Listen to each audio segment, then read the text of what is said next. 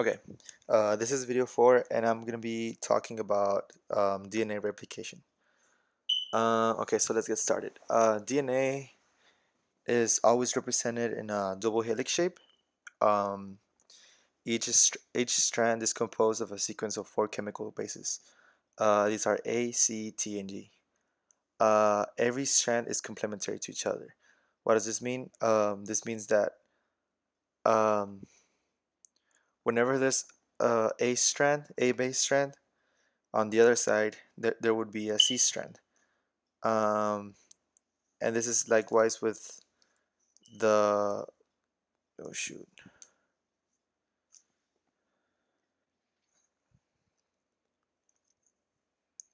every strand is complementary to each other.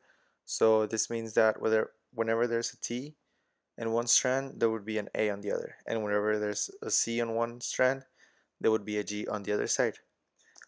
Each strand has a 5' and a 3' end. The two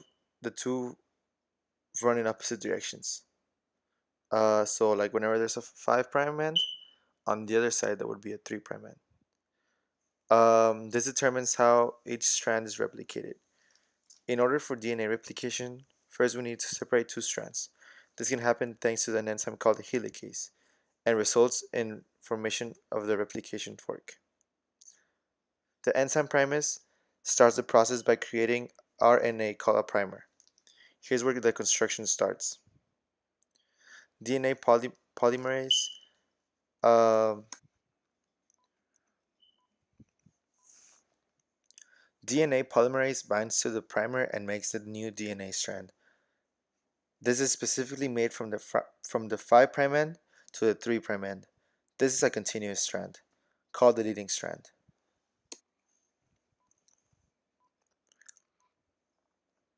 The other strand, the lagging strand, can be made in a continuous form. This is because it runs in an opposite direction. So every strand is made into chunks. These chunks are called Okazaki fragments. Ready? Ready? Ready? Ready? Ready? Ready? Ready? Alright. Each fragment is started with an RNA primer. DNA polymerase adds a short row of DNA bases in the 5 to 3' direction. This process is then repeated. Once the DNA strand is completed, an enzyme called exonuclease removes the RNA from the strand, and then DNA polymerase replaces it with DNA. Finally, the enzyme called DNA ligase seals up the fragments of DNA, and now you have 2 DNA strands made with both conserved strands, which were the old strands we had, and new DNA.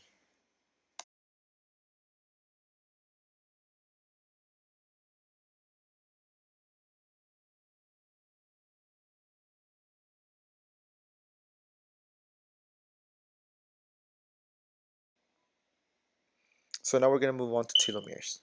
Telomeres are found at the very end of the chromosomes, so at the little tips. They prevent our DNA to receive damage.